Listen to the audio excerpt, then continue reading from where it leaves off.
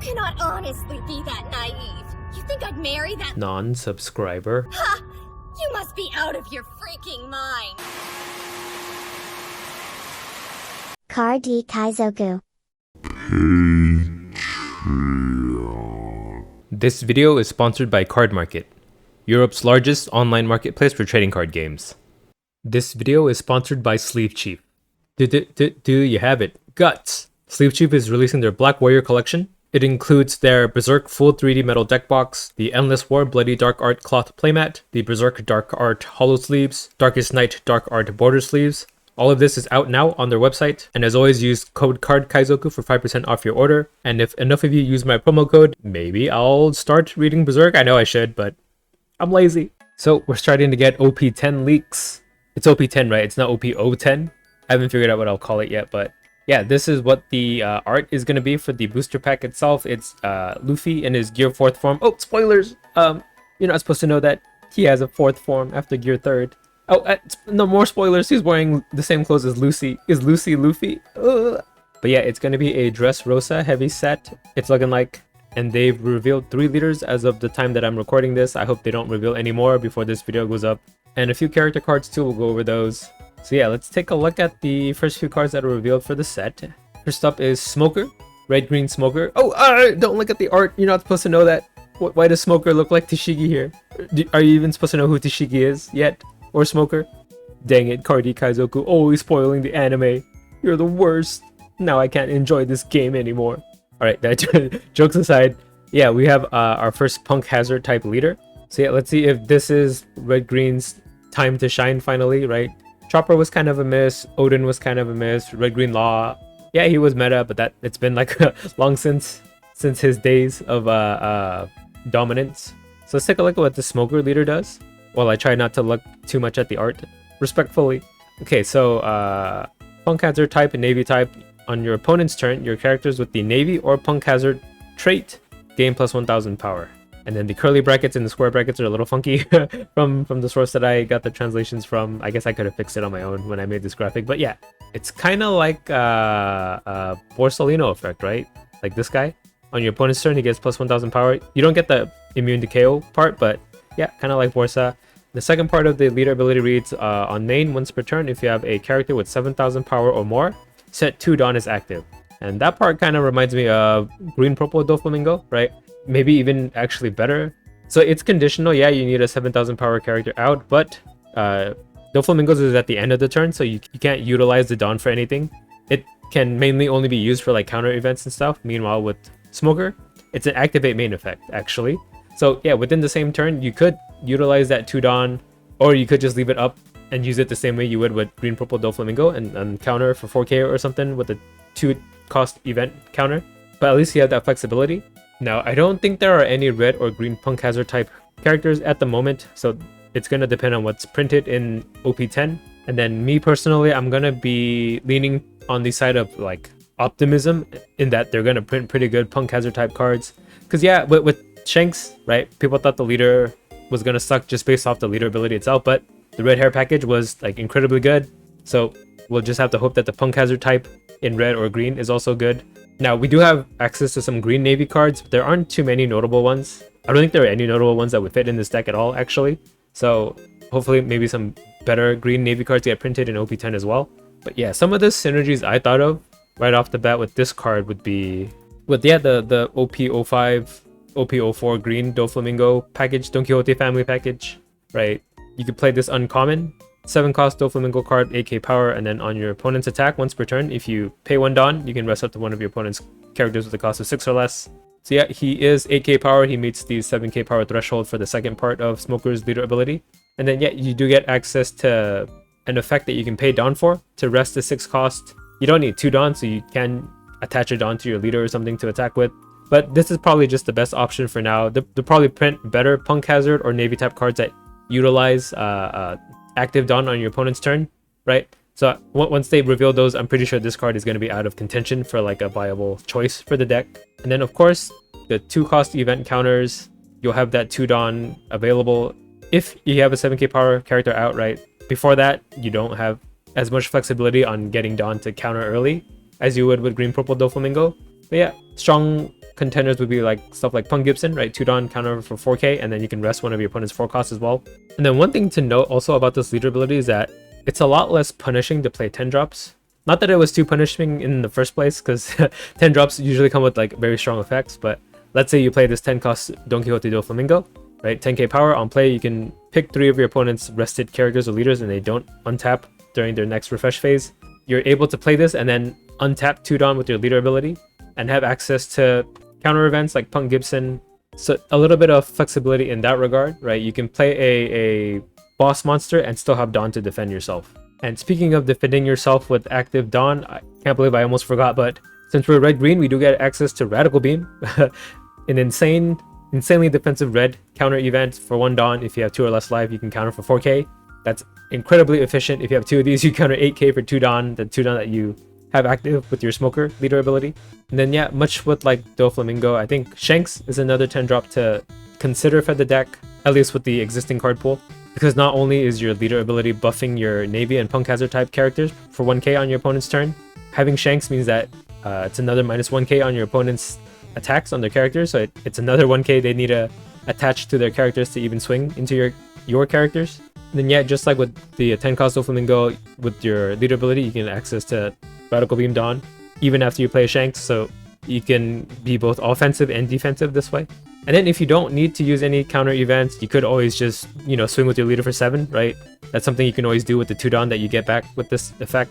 So you can use it aggressively as well. Very flexible leader ability here. And then one other thing I want to highlight with this leader ability is you get to play 8 cost Kid a lot more comfortably, right? You can even drop him on your 8 Dawn turn. You have a 7k plus body on board. You can untap 2 Dawn. You could attach one of those Dawn to Kid. You could tap Kid to cheat out a blocker, and then yeah, you set up your 8 cost Kid wall on your 8 Dawn turn. You even have 1 Dawn to spare, whether you want to attach it to leader to attack for 6 or save it for Radical Beam to like especially protect your Kid. Actually, it's kind of scary now, right? You have an 8 cost Kid deck that you can run Radical Beam in to like super protect it, right? If you cheat out like a Don Quixote Rosinante, it would take 2 hard removal effects to get rid of the Kid in that case.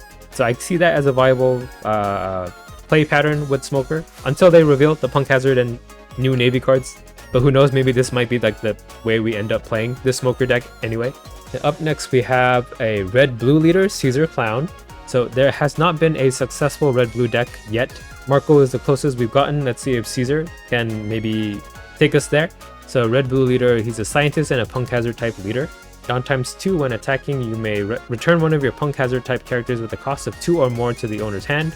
And if you do this, you can key up to one of your opponent's characters with a power of 4,000 or less. So effects like these were strong like way early, right? Back in the 01 and 02 days. You remember Nico Robin? It was run in Red Green Law. It was even run in Zoro in the beginning. Just being able to like remove a body while attacking, like aggression and then handling your opponent's board, that's always been a strong effect. The only issue with cards like Nico Robin is that being at 3 cost, being at 4k power, it was really easy to kill Robin either before she can attack or even after she attacking back into her, right? Just a Dawn to attack 6k into Robin would take 2 cards to defend. It was incredibly hard to keep Robin on board to keep pumping out value that way. And then actually another card that I want to go over is like Pell. Pell is exactly what the Caesar leader ability does. When attacking, KO to one of your opponent's characters with power of 4,000 or less. He was clunky to use because yeah, he didn't have counter, and then by that point the game kind of power crept. Black got really strong with a bunch of removal. So having this effect baked into the leader, I think may resolve some of those issues, right? You can't remove a leader, you can't KO it before it can attack, so you always have access to this effect. Now it does cost 2 attached Dawn, but that's not the worst thing in the world to have an leader ability, because yeah, swinging for 7 is never a bad thing to do.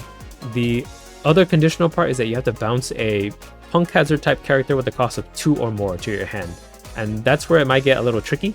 I believe there's only like 4 or 5 blue Punk Hazard type cards, and they're all kind of doo-doo, right? It's like this Monet is the cheapest one that costs 2, and then all she does is trigger out for free if you happen to get her in life. So it really will depend on what like Punk Hazard support that they're going to print in O10, OP10. Yeah, I said I wasn't going to say O10, and I said it by accident. But yeah, I think some cards that would be good for the archetype, if they do print it, would be cards like Gordon, a Gordon effect for 2 Dawn, right? It can't be 1 Dawn, or else you can't bounce it back to your hand. Oh, but also if you want to use this effect, you can't bounce it back to your hand anyway. So maybe some kind of Punk Hazard type character that gives minus power when you rest it, right? Because we have cards like that currently existing in OP09. We have Hongo, 3 cost, activate main, you can rest a character, and then if your leader has a red hair parts type, give it to one of your opponent's characters minus 2k power. Something like that, but for Punk Hazard, that way Caesar Clown's leader ability is a little more easier to KO something, because 4k, respectable number, but it's not a stat line of cards that you really want to worry about anyway, right? So you're going to need some power reduction in combination to Caesar's leader ability to get any like real value out of it. So yeah, we'll need power reducers like Gordon or something akin to Hongo for Punk Hazard. And I think, yeah, it could make this leader pretty viable. He doesn't have a way to draw cards like a blue leader usually would, though. So that would be one area that I see he's lacking in. But I have hope for him. He could be the way to play red-blue. So yeah, I spoke too soon. As I was recording this video after getting past the Caesar Clown part, they revealed this Monet character that does exactly what I kind of was wanting them to design for the leader, right? So this Monet character is 2 costs. It's a Punk Hazard type character, so it fits Caesar Clown's leader ability perfectly. So what she does is activate main, you may rest this character, and if you do, you can give up to 2 rested Dawn to one of your leaders or your characters. Then give it to one of your opponent's characters minus 1000 power during this turn. Right, so this fits perfectly with the Caesar Clown ability, because not only do you have a 2-drop that you can bounce to your hand, Monet has an activate main effect that gives him the 2 Dawn needed for your leader ability, so you don't need to have 2 additional Dawn on the turn you play Monet. And yeah, since Monet costs 2 herself, it's essentially like paying for herself, right? It's like you attach 2 Dawn and you magically have a Monet out to use with your leader ability. And then she only gives 1000 power in power reduction though, so that means you can KO a 5000 power character with your leader ability. So yeah, that part is something that you might need to still combine with like a Gordon effect or something. Because yeah, Monet on her own, only 1000 power. It's a step in the right direction. They'll have to print more cards like this. Maybe they'll have like a 2-cost Gordon effect. It doesn't even have to be 2 costs because you're bouncing the Monet back to your hand, right? So yeah, you could just use Gordon in the end. So yeah, that is exciting, right? They're designing the card the way that we wanted to play it. They're giving support to him, so just curious to see what else they'll print for the Caesar deck at this point, right? Monet's got me pretty hyped for the deck now. Yeah, I guess I'll just put this part after the Caesar Clown part after the fact. Editor, you know what to do. And then the last leader I want to talk about is Usopp. We have a blue-black Usopp leader finally. Now, blue-black, yeah, that is like the fabled, overpowered color combination. It's what brought Sakazuki into prominence. It's what keeps Rebecca relevant, right? The 04 Rebecca. The only thing that's keeping her out of meta is that the leader itself can't attack, but this is a blue-black leader that can attack. So we'll see if this is going to be the menace of the meta. So it's a Dressrosa type and Straw Hat type leader. I think the Dressrosa type is going to be important because he gets access to a lot of the Dressrosa support from like 05, 04. So his leader ability reads, your cost 2 and greater Dressrosa type characters have +1 costs. So kind of like the starter deck 14 Luffy, where it buffs the cost of your black Straw Hats. And also 09 black purple Luffy as well. But you don't need to attach Dawn, right? It's always available for you. Then on your opponent's turn, once per turn, this effect may be activated when one of your Dressrosa type characters are removed from the field by your opponent's effects or are KO'd. Okay, so it's any way of removing a Dressrosa type character on board. If you have 5 or less cards in your hand, draw a card. Okay, it's not bad, right? If something dies, you replace it in your hand. At the end of the day, it is card draw, so I like that. I think this is a pretty good like utility leader effect for this archetype. It'll really depend on what cards are printed. And yeah, there's already Dressrosa support. There's already black Straw Hat support too, so we could get like a pretty good general idea of how this leader is going to play. And yeah, in fact, they did reveal some Dressrosa cards in OP10 as well, so let's take a look at those. So yeah, this is the card that everyone's been hyped, chattering about. So it's a Rebecca character, 7 cost, 4k power. So on play, if there is a cost 8 or greater character in play, you draw a card. So right off the bat, replaces herself. That's already great. Then reveal up to 2 cost 7 or lower Dressrosa type characters other than Rebecca from your hand. Play one of them as active, and then if the other has a cost of 4 or lower, play it as rested. That is sounding kind of familiar, right? I'm already getting PTSD. It sounds like a Gecko Mori effect.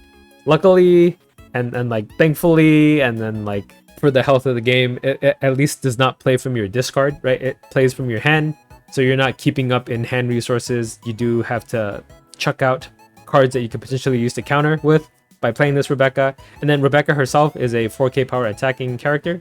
So it's not like Gecko Moria where you can swing for 9k afterwards as well. So yeah, right off the bat, not as strong as Gecko Moria, and we're glad we don't want blue Gecko Moria in the deck that can play both black Gecko Moria and blue Gecko Moria. But yeah, the caveat is that pretty sure this Rebecca character can only be used in an Usopp deck. Because she's a 7 cost, Usopp's leader ability makes her an 8 cost when you play her out. So you do get the effect available in an Usopp deck if you play this Rebecca. And yeah, so playing a 7-drop Dressrosa type character out for free, the option that they provide with this character in OP10 is this Kairos character. So a 7 cost 9k power, vanilla stat line that is great already.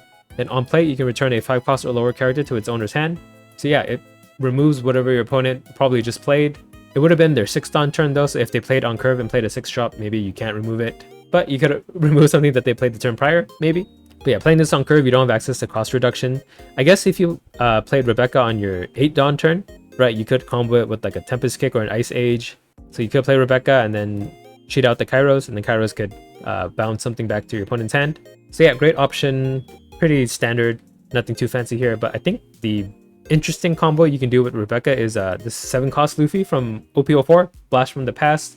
This is what made the old OP04 blue-black Rebecca deck work. Because what he does is he's a 7 cost 7k power character, and then this character can attack active characters. So whether it's rested or not, this Luffy can control the board. And then activate main once per turn. You may return 7 cards from your trash to the bottom of your deck in any order. You can set this character as active. Then during your next refresh phase, this character cannot be set as active. So yeah, he gets to attack a 2nd time at the expense of not being able to untap for just one of your refresh phases. But yeah, what makes this Luffy scary is that if you run it in combination with Create a Coliseum, it's a 1 cost stage card. If your leader has a Dressrosa type, your characters that have a Dressrosa type can attack characters on the turn that they're played, which Usopp is a Dressrosa type leader. So this Luffy gets like pseudo rush. He can attack the turn that he's played at your opponent's characters. And then since he can attack active characters, right, nothing is safe from this Luffy. So you can play Rebecca into this Luffy. He attacks right away. You can return 7 cards from your discard back to your deck, attack 7k again. So yeah, that's a pretty strong combo. It's like slightly better than it was before, because yeah, he cost 7 anyway. So like the combo before would be you just play only Luffy anyway. But this time you do get a 4k body that you can just attach a Dawn to next turn to attack as well, if you really need the aggression. And then on top of that, you also get to play a 4 cost, right? It comes out as rested. So for now, there aren't too many great options. There's this Frankie that they revealed too. So it's a 4 cost 5k. So yeah, it's that 4 cost that you can play out rested. So he is a blocker. And then on KO, you can play a 3 cost or lower Dressrosa type character rested from your trash. So yeah, since he is a blocker, he's a priority kill target. So even if he's rested, they'll attack into him. So it's like he blocked anyway. And then if he does die, you get to play out a 3 cost from your discard. And then your opponent will probably try to attack into that as well. So it's like you ate up 2 attacks with Frankie and then whatever you cheated out. And then with the 3 costs that you bring out, at the moment, like pretty much the only options would be something like a Rebecca Searcher, right? That's something you can play. And then, no, that's pretty much it. Because the other cards like Leo and stuff have to be like active and then turn rested, right? Let me bring them out so you know what I'm talking about, right? Oh, oop, my mistake. So it rests your leader, which is something you probably don't want to do. You want to attack with your Usopp leader. What are the other choices here? There's Kairos, but then it only works if your leader is Rebecca, so that's not going to work for us. Yeah, I guess you could play out this Barto, who's going to be like a priority kill target. Oh, there's also a new Leo that came out in OP10, right? This is something you can cheat out with the Rebecca, so let's go over him real quick. 1 cost character on play, you may rest one of your leaders or stage. If your leader is Usopp, look at the top 5 cards of your deck. Reveal up to 2 cards other than Leo that have the Dressrosa type and put them into your hand. Put the rest on the bottom of your deck and then trash 1 card from your hand. So yeah, it's kind of like a draw 1 and cycle. And only with the Usopp leader, this is going to be great for filling your discard and also fixing your hand. And since it's on play, it doesn't matter if he's rested or not. So you can play it via Rebecca or you can play it from your trash when Frankie dies. So I think these are really great options to play in this kind of deck. And then luckily, there is a clause with the Rebecca character that you can't play another Rebecca. Because yeah, if you could play Rebecca with the 7 cost Rebecca, I think that'd be pretty ridiculous. Because you could actually pick Rebecca for both parts, right? The 7 cost, you can play it active, and then you can play a second Rebecca rested and bring 2 cards back from your discard. So fortunately for us, there is a clause that other than Rebecca has to be revealed from your hand. So my thoughts on the card, yeah, it's no Gecko Moria. But yeah, it's just like a high utility kind of 7 cost Luffy turn. right? Because you're getting the 4K body and then like probably a blocker that you're gonna play, plus this Luffy. So it just provides a little bit more value for this 7-cost Luffy. So far, at least anyway, right? They could reveal some more 7 drops that might be good to play with Rebecca instead in this set. But it sort of feels like they designed it to be with this Luffy, and then Kairos as a backup when you don't draw the Luffy. So that's how I'm thinking that they're designing how this card is supposed to be used. And then there's a couple more like Straw Hat cards that they revealed, but they're kind of dookie, so I'm not going to go over them. I think there was like a Chopper and a Nami card. Oh frick, they just revealed another leader. Okay, I'm going to cut here and then make a graphic for it and then add that to the end of this video. Dang it, come on Bandai. Alright, 1 second. Okay, yeah, I spoke too soon. They revealed a new leader while I'm recording this video. So it's Sugar, Red Purple leader, Don Quixote Pirates type leader. So at the end of your turn, if you have a character with the Don Quixote Pirates type with a power of 6,000 or more, set up to one of your Dawn is active. Then during your opponent's turn, once per turn, when you activate an event, set up to one of your Dawn from your Dawn deck is active. Okay, so right off the bat, very kind of convoluted and I guess interesting. So if you have a 6,000 power or more Don Quixote Pirates character out, you do get active Dawn.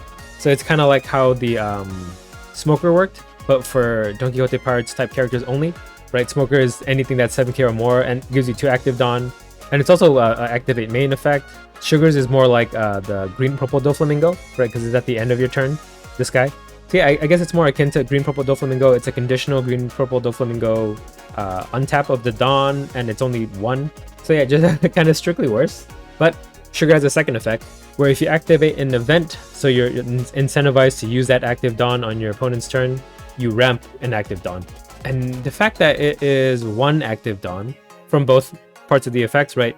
You get 1 active Dawn from the end of the turn ability, and then 1 active Dawn when you counter with the event. I'm going to have to assume they're going to print more 1-cost Don Quixote Pirates counter events in red and purple. And even for Don Quixote Pirates type characters, there aren't any at the moment in red and purple, so they're going to have to print some. But yeah, the events that I would like to see for this second part of the leader ability would be stuff like Shut Up and Come With Us in the Don Quixote Pirates type, right? That's something that Zoro uses at the moment for 1 Dawn. You can look at the top 5 cards of your deck and cheat out a animal type character that costs 3 or less. So if you did have this kind of effect with the Sugar, right, you'll get access to that from the active Dawn. You'll tap it and then you'll get another active Dawn back to play maybe a second one if they attack you a second time. Another good option would be something like the Don Quixote family event from OP10, right? This one's a 1 Dawn event that just lets you search for Don Quixote Pirates type character and add it to your hand.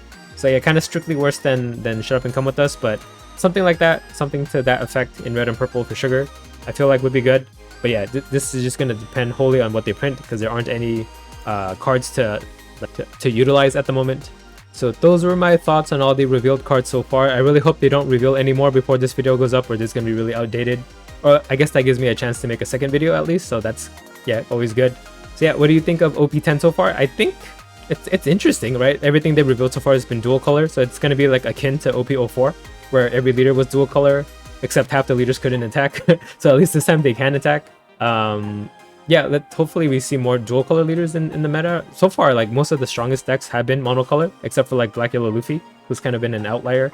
Yeah, let me know what you guys think of the set in the comments below. Like and comment this video if you like this video, and subscribe if you're not already subscribed. For me personally, I think I still like OP09 more, but who knows, maybe OP10 will win me over by the time more cards are revealed. And yeah, thanks for watching. Bye. Card D Kaizoku.